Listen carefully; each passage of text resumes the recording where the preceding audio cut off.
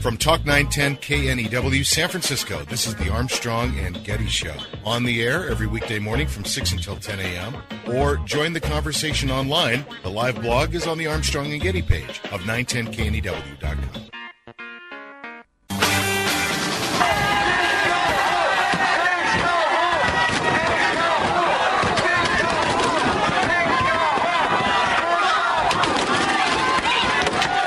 God dang it. That's a riot last night in Oakland. I've never been in a riot. Close, that hockey match we went to. It was a near riot situation. Yeah.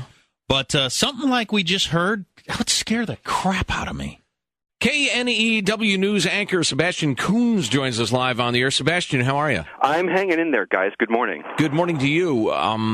Do we need to reset what happened? Quickly, BART officer shoots a guy. Was it an accident? Did he do it on purpose? I don't know. The guy's dead. People are angry. Riots. A protest started yesterday. What happened, Sebastian? Well, I mean, there's so much to this story yesterday alone that there's like three different facets. Obviously, the officer who shot Oscar Grant on New Year's Day resigned or submitted his resignation yesterday, but then in the morning there was a funeral laying to rest Oscar Grant, and a lot of people were at that funeral expressing a lot of obviously very painful emotions. In the evening at Fruitvale BART station there in Oakland, there was a sort of a demonstration. It had been planned. It was on Facebook. There was a lot of sort of viral communication, social networking about the protest. It was slated from 3 to 7.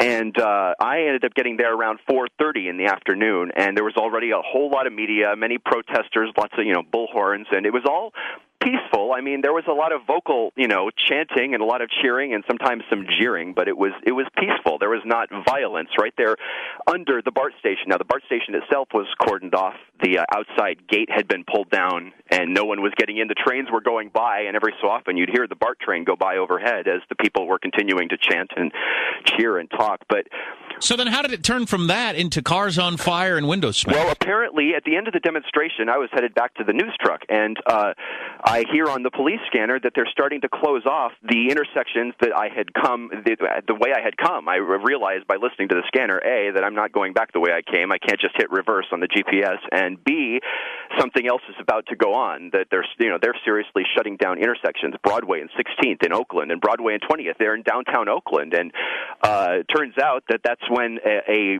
sort of faction or a group of protesters started marching away from the end of the demonstration and right around 7 p.m. and started heading through downtown Oakland. And as the night went on, it escalated, and at the end of the night, there's 14 arrests, and people had been torching dumpsters and smashing the storefronts of businesses in downtown Oakland, who, many of these business owners are being interviewed now on the news this morning saying, we actually supported the cause. There was no reason for any of the protesters to attack our That's why I think they're just lunatic a-hole anarchists. Lawless scum. They're not even as thought out as anarchists. They just like breaking stuff. And I'll tell you, I was watching some video this morning in which just these people are thugs. I mean, these guys break in windows. For instance, the Chronicle says the roving mob expressed fury at police and frustration over society's racial injustice. Wait, yet the demonstrators were often indiscriminate, frequently targeting the businesses and prized possessions of people of color. It's just lawless thugs. It's true, and I mean, everything from newspaper dispensers to police cars. I guess you sort of expect the police to sort of be a target in a situation like this, but ultimately it got so bad that they had to use tear gas on the groups to try to disperse them. I think there were multiple instances of that throughout the night.